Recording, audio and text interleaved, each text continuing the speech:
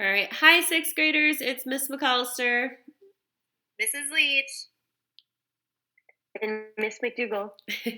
We're going to talk to you a little bit about what week 4, lesson 2 looks like. So if you look on your screen or look at this video, you'll see it says listen to the instructions here. Hopefully you clicked the word here and got to this video. If you did that, then you're doing well. As an optional bonus, you don't have to do this, but if you want to, you can click on the second blue here, right where the mouse is, that says The Watsons Go to Birmingham, and we have linked the full movie of The Watsons Go to Birmingham. Again, you don't have to do that, but if you're bored in quarantine and really want to watch it, it's a good movie. So that's kind of that. Also, the final project is the directions are attached here, but we're going to kind of walk you through them just to hopefully answer any questions that you might be having. So you are going to choose one activity from each of these. So there's each state. So the first state is Michigan, and you're going to choose one under Michigan. So the first one is create a list of the members in the immediate Watson family. So immediate means the closest family members. So that means like Mama, Papa, Joey, Byron, Kenny. Those the closest members in the family, and then 2 personality traits for each of those. So the second option you can choose under Michigan is write a 1-paragraph, 5 sentences journal entry for a typical school day in the life of Kenny Watson in Flint, Michigan. So that's 1 paragraph again, 5 sentences. So you choose one of those from Michigan. All right, then from Alabama, there are a few choices. The first choice is you can pretend that you are Kenny Watson. You are going to write 5 interview questions and then answers that someone who is doing a news story might ask you. So if you think about a news reporter, what questions might they ask Kenny, and how might Kenny answer them? That should be 5 questions with their answers. The second choice is that you could write a news report. Pretend that you are a news reporter and you are covering the bombing at the church in Birmingham. Think of your 5W questions. Who was there? What happened? When did it happen? Where did it happen? And how did it happen? Write us 5 to 10 sentences reporting on the bombing at the church in Birmingham. The third choice is you could summarize the internal conflict Kenny faces between his life in Flint and his life in Birmingham. Now, we've talked about conflict before. A conflict is a problem, and internal is happening inside. So it's arguing with yourself. Maybe you are mad at yourself for one thing, and then you're happy. So we've talked about the devil and the angel, the good guy and the bad guy. What conflict is Kenny having with himself about living in Flint versus when he lived in Birmingham? And your last choice, compare Byron's character traits in Flint with his traits in Birmingham. How did Byron act when he lived in Flint? How did he treat other kids and his family? And then how did he act when he was in Birmingham? Again, that one is 5 to 10 sentences. Now remember, these should be written in a complete sentence. You should start with a capital letter. You should end with correct punctuation.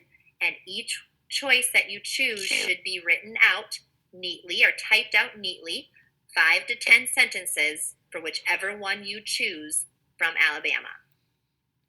So, Mrs. Leach, I have a couple of questions. When I was listening to you and Mrs. Dougal, I am wondering some things. So, I have to do every single one of these? You are just going to choose one from Michigan and one from Alabama. So let's say I decide I want to write a 1-paragraph journal entry. I'm going to pretend I'm Kenny. I am going to highlight this. I'm going to simply select it all, choose the highlighting color. Let's choose yellow so it stands out. That way we know exactly which one you chose. Then you'll place your cursor below it and start typing, not in yellow again. You will start typing when I went to school, or whichever you want to say. Whichever one you choose, highlight it, and then type your answer below it. When you're done with your 5 sentences, highlight those a different color or change your text color. Blue is my favorite, remember? So if you change it to a different color, we can see the difference then and it stands out. Let's move on to Alabama.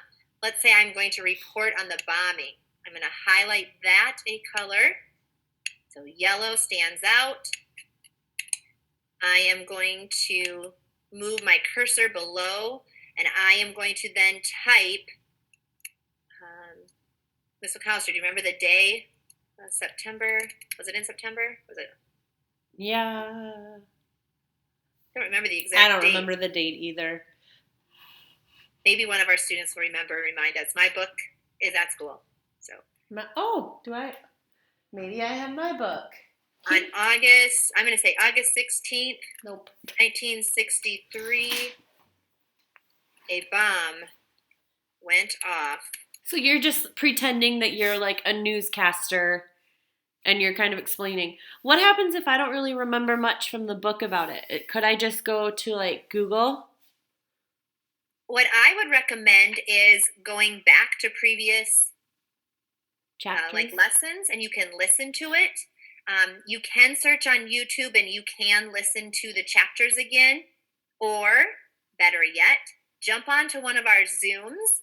I am available with Ms. McDougall on Mondays and Wednesdays from 1 to 2. And Ms. McAllister? I'm available on Tuesdays and Thursdays from 11 to 12. If those times don't work for you, though, we are happy to meet with you on Zoom at basically any time during the day.